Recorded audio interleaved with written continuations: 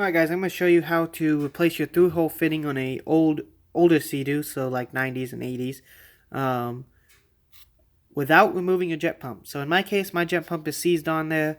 I can't get it off, but the jet pump is good. It has a new wear ring in it.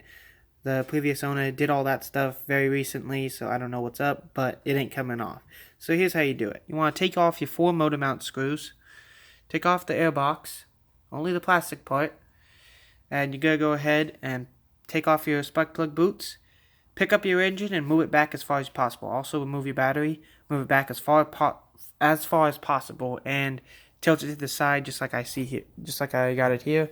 So I have the drive shaft end of the motor going towards the I guess exhaust side or the left side of the ski. So you got it going that way. So that needs to go that way, that needs to go that way. Now you can take your drive shaft and pull it out all the way if you were dumb like me. So the reason I have to do this is because I put the engine in without putting the drive shaft in, thinking I was going to do it with the jet pump, but my jet pump don't come out. I tried for a long time, even used 2 cars to try to pull it apart. Nope, it ain't coming out, so whatever. Let's just get this done. So I put my drive shaft under the exhaust intake manifold, and then I moved my engine like that, and it slid right back into its port. So the through-hole fitting is right there. You're going to want to cut that clean, make it a nice vertical angle, and then insert your new metal one. So you're going to have the new metal through-hole fitting that's going to fit in the existing plastic one. And then you're going to have your boot, and then you're going to have your axle carriage assembly, whatever. So the driveline bearing. Okay? Drive shaft assembly bearing, whatever it's called. I don't care. So what you're going to want to do, I got this Instamix 1-minute epoxy. It's all Walmart really had, and it'll work. It's waterproof and all that stuff, and it's going to make my life a lot easier doing this because it's got the nice precision tip. So what we're going to do is I have everything pre-assembled. Look how I have it.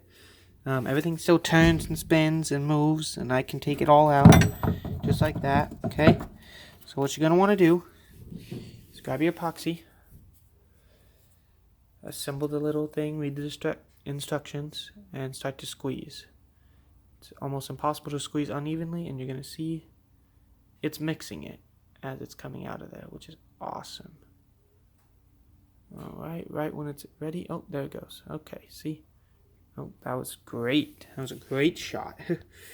Alright, so what I'm going to do is I'm going to apply it in horizontal beads.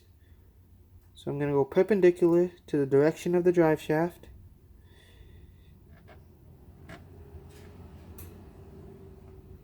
I want to get it completely coated because you do not want any of this to spin ever again.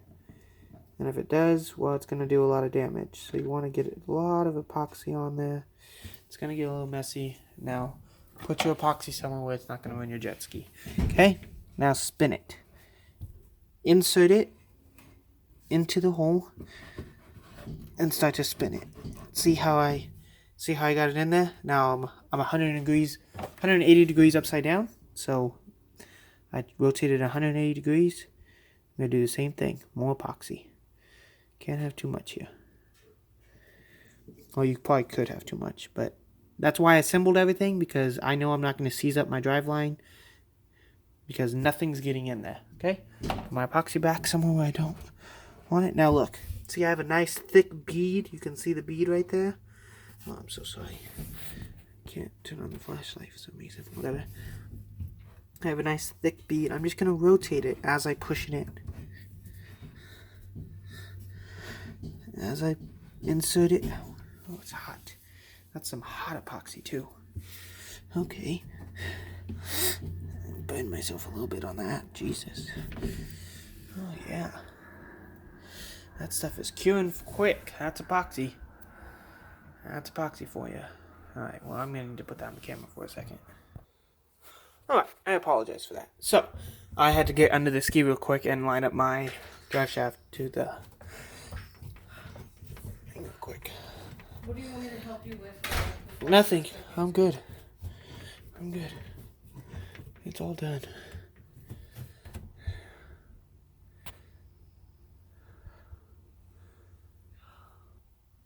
Alright, sorry, my mother came. So shout out to Christy for teaching me a lot of this shit from a young age, I guess. Alright, so that stuff was a little quick. You could probably find something that sets a little slower, but I think it did the job just fine. I'll probably put another coat of silicone over the very end of it. So now you just want to take a grease gun. My grease gun sucks, but if your grease gun is putting out a large volume, then you're not going to want to put as much as I did.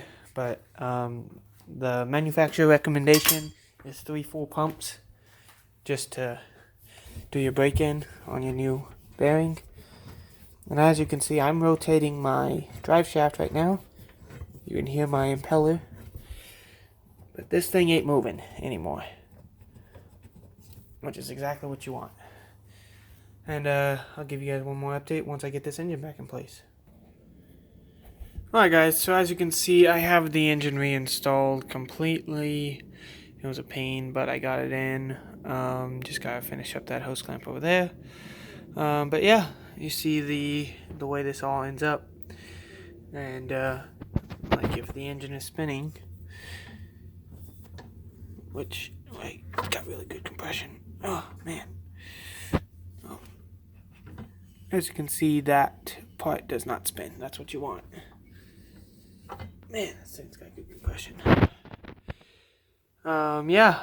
So now it just needs a couple hose clamps on it. You need a hose clamp right here. You want to clamp this thing, this boot, to the PTO. I think that's what it's called. And then you just gotta make sure you put all the clamps back that were moved. I didn't have to take any fuel lines or throttle lines, any of that stuff off, just spark plugs. And yeah, I think that's about it. So that's how you replace your through-hole fitting on a 90s era SEADOO without pulling out your jet pump. Catch you guys in the next one.